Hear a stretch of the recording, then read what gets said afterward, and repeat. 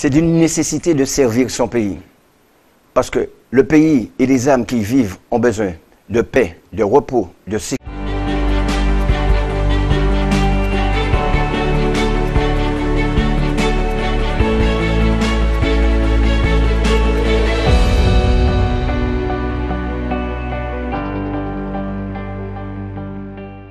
Nous allons parler d'un thème qui est très important pour notre propre vie et qui peut nous être bénéfice pour chacun de nous.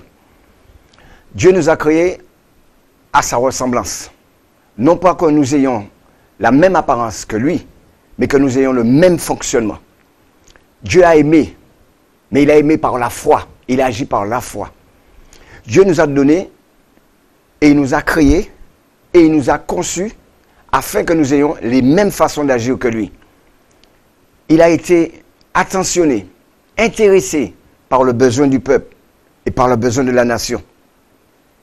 Il était motivé pour aller chercher ceux qui souffrent, pour aider, encourager, consoler.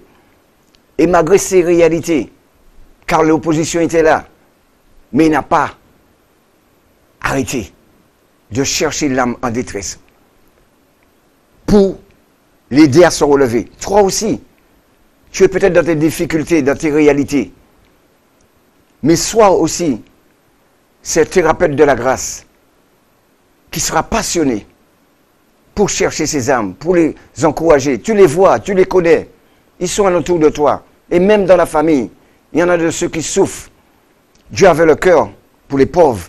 Dieu avait le cœur pour la femme délaissée. Dieu avait le cœur pour le résident étranger. Toi aussi. Tout cela est en dedans de toi. Dieu a placé cette foi en dedans de toi. Donc tu as besoin de t'appuyer sur ta foi. La foi que Dieu a placée en toi comme une semence pour pouvoir te positionner. Cette foi doit te motiver à agir comme ton Seigneur. Peut-être tu passes par des moments difficiles, mais élève cette foi que Dieu t'a donnée pour libérer ton potentiel dans ta génération. Il ne s'est pas laissé déstabiliser par les difficultés, par l'opposition, par les situations aussi difficiles soient-ils qui se dressaient devant lui.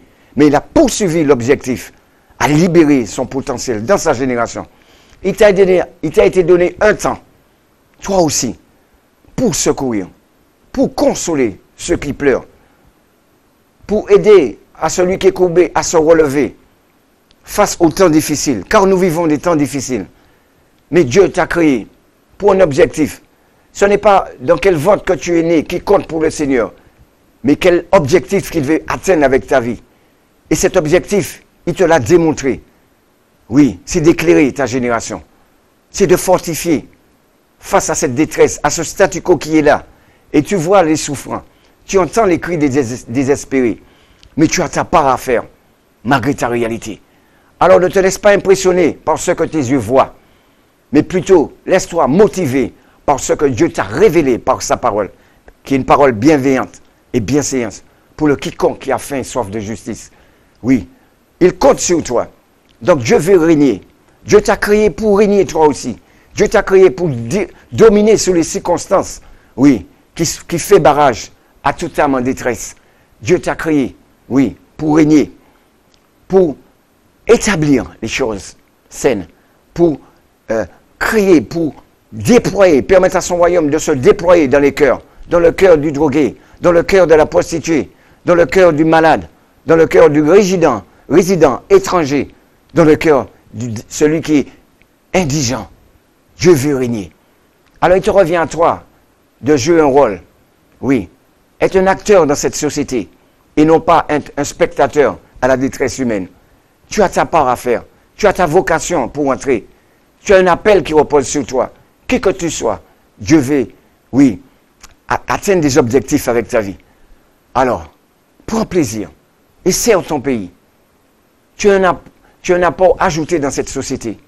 Mais il faut que tu y crois, fermement.